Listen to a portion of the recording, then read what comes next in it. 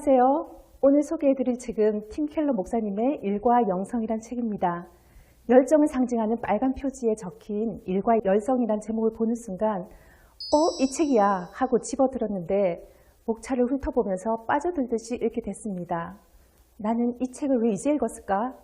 2013년도에 출판됐는데 난 뭐 했을까? 아쉬워해보면서 진로를 정하는 학생들, 새로운 애를 준비하는 분들, 그리고 기존의 모든 삶의 일터에서 치열하게 삶을 살아내시면서 신앙과 일 사이에서 고뇌하는 모든 분들에게 이 책을 추천해 드립니다. 저자 팀 켈러 목사님은 뉴욕 한복판에서 미국 문화 전반과 그 아이디어에 막강한 영향을 미치는 젊은 층을 대상으로 25년 동안 학생들과 직장인, 임원 리더들에게 일과 성명에 관한 문제들을 가르치며 상담해왔고 그간의 통찰을 한 권으로 묶어 전 세계 독자들 앞에 내놓은 것이 일과 영성입니다. 피 튀기는 경쟁과 실적 지상주의가 파치는 일터에서 왜 일해야 하는지, 어떻게 일해야 하는지를 고민하는 이들과 함께 이 문제를 성경적인 관점에서 재조명하고 있습니다. 저자는 세 가지 질문을 던지면서 성경이 어떤 답을 풀어가는지 제시하고 있습니다. 먼저 왜 일하고 싶어 하는가, 만족스러운 삶을 사는데 왜 일이 꼭 필요한가를 화두를 던지는데요. 성경은 창세기 시작부터 노동의 중요성을 말하고 있습니다. 하나님은 천지 만물을 창조하시고 피조물들을 돌보시는 일을 계속하시는 걸 보여주었을 뿐만 아니라 인류에게 땅이 충만하고 땅을 정복하라는 말과 함께 하나님의 창조 사역의 동력자로 부르셨습니다. 이렇게 인간은 태어날 때부터 일의 유전자를 가지고 있기에 일하고자 하는 욕구는 인간의 기본적인 욕구에 해당한다는 것입니다. 건강 문제를 비롯해서 여러 요인으로 인해 일터에서 밀려난 이들은 정서적으로, 신체적으로, 영적으로 행복하게 사는데 일이 얼마나 중요한지 알게 되죠. 전능하신 하나님은 사람의 수고가 필요 없는데도 완벽하게 일을 할 수 있는 분인데도 왜 우리와 함께 일하시길 원하실까요? 하나님은 하나님의 자녀들이 이웃을 섬기는 도구로 일을 주셨고 그 일을 통해 성숙되어지기를 바라며 거기서 기쁨을 얻는다고 하셨습니다. 그렇다면 일보다 더 행복하고 축복해야 할 게 또 있을까 싶을 정도입니다. 두 번째, 그런 이유로 허락되진 일이 왜 그토록 일하기 어려운 걸까요? 어째서 열매가 없고 때로는 무의미하게 느껴지고 까다롭게 일수일까요?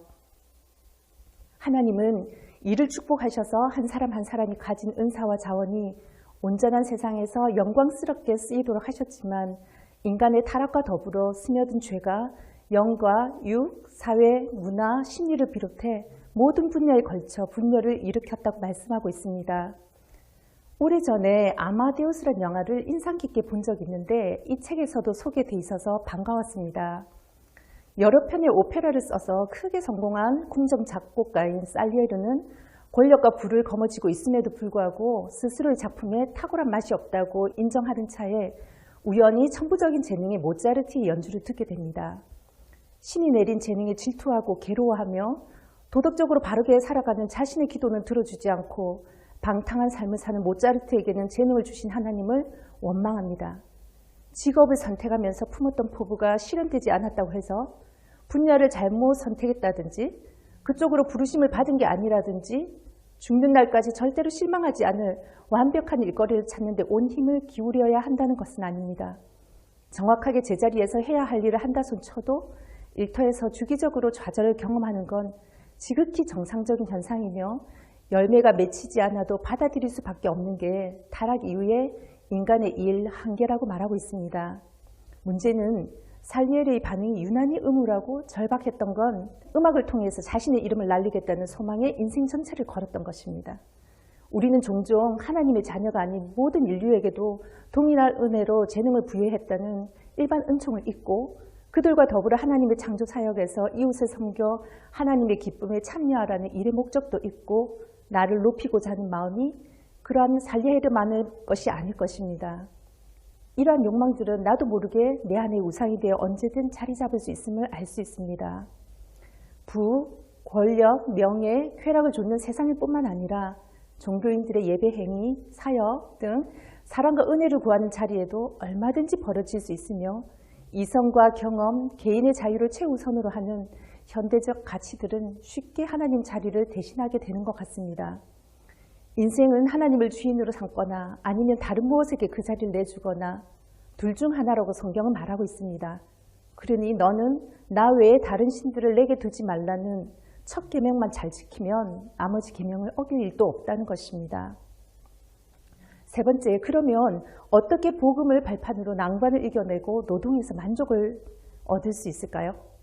이 책에는 비즈니스, 언론, 교육, 예술, 의료, 다양한 일터의 현장에서 직면할 수 있는 다양한 이슈들을 복음적으로 풀어주고 있습니다. 하나님이 천지 창조하실 때 우주의 정원사로 오시고 예수님은 목수로 오신 것처럼 세상 일과 하나님의 일이 분리되어 있지 않고 어느 하나 소중하지 않은 일이 없음을 강조했습니다. 한 예로 빌딩 경비원을 한 지 20년 된 분이 있었습니다. 이분에게는 일하는 태도가 분명 다른 구석이 있었습니다. 건물에 사는 이들을 진심으로 염려해 줄 뿐 아니라 짐을 실어주고 주차 공간을 찾아주고 심지어 아파트 아이들의 이름을 죄다 기억할 정도로 손님을 맞이하는 업무에 자부심을 느꼈습니다. 나름대로 표준을 정해서 건물 로비와 앞쪽을 깨끗이 관리했습니다. 자신이 하고 있는 일에 내재된 존엄성을 정확히 파악하고 그 가치를 최대한 끄집어내고 있음을 보여주고 있습니다. 또한 크리스찬은 그리스도를 모르는 이들의 문화와 직업 세계에 적극적으로 참여하라고 말하고 있습니다. 성경의 다니엘, 요셉, 에스더도 이방신을 섬기는 나라에 가서도 자신의 정체성을 잊지 않고 하나님을 섬기면서 주어진 일에 최선을 다했습니다. 그리고 자신의 위치를 자신의 유익을 위해서 사용하지 않고 기꺼이 하나님 나라를 위해 내려놓았을 때 하나님이 크게 들어 쓰셨던 것을 우리는 볼 수 있습니다. 그리고 사람을 대할 때도 윗사람이나 아랫사람이나 누구에게라도 종이 죽게 대하듯 하라고 말하고 있습니다. 예수님 시절의 종은 동등한 인격체로 취급도 받을 수 없었던 그런 문화적 배경을 고려해보면 그 당시 예수님의 말씀은 급격한 진보적 가치관이라고 할 수 있겠죠. 오늘날의 인권 문화가 형성된 데는 기독교 배경이 크다고 할 수 있겠습니다. 하물며 오늘날 모든 것을 쉽게 물질적인 것으로 판단하는 문화 속에서 세상의 문화와는 달리 모든 사람이 하나님의 형상으로 지어졌음을 기억하고 매사에 죽게 하듯 하라는 말을 기억하라고 말하고 있습니다. 또 일이 이웃을 섬기고 사랑하는 수단이라는 걸 생각했을 때 달란트를 능숙하게 사용할 수 있도록 탁월을 해주라고 말하고 있습니다. 1989년 2월 24일 뉴질랜드로 가는 유나이티드 에어라인 항공기가 호놀룰루 공항을 이륙할 즈음에 화물칸 앞문이 뜯겨나가면서 항공기 옆구리에 커다란 구멍이 나는 사고가 발생했습니다. 순식간에 승객 9명이 허공으로 빨려나가 목숨을 잃는 상황에서 엎친 데 덮친 격으로 추가적인 기계 오작동까지 겹쳐 추락의 위기 속에 있었습니다.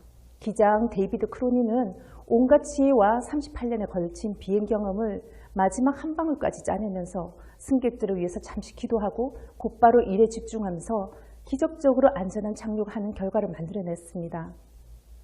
하나님이 현재 진행 중인 창조 과정에 동참하는 것이 크리스찬의 사명이라고 할 때 그 사역을 떠받치는 기반은 능숙함이 되어야 한다는 말입니다. 능숙한 솜씨는 곧 사랑의 표현이라는 원리를 작용한 사례는 이루 말할 수 없이 많습니다. 그리고 이러한 일들 속에서 하나님이 함께 이 일을 하고 계심을 믿고 하나님이 창조 사역에서 7째 날을 쉬신 것처럼 우리도 안식일을 지켜야 일의 노예가 되지 않고 새로운 에너지로 창조 사역에 함께할 수 있음을 신뢰한다면 일은 우리에게 기쁨이고 자유로의 초대가 되어질 것이라고 강조하고 있습니다. 나는 왜 일을 하는가? 어떻게 하고 싶은가? 다시 성찰하고 계획하는 모두에게 소중한 시간이 되었으면 좋겠습니다. 감사합니다.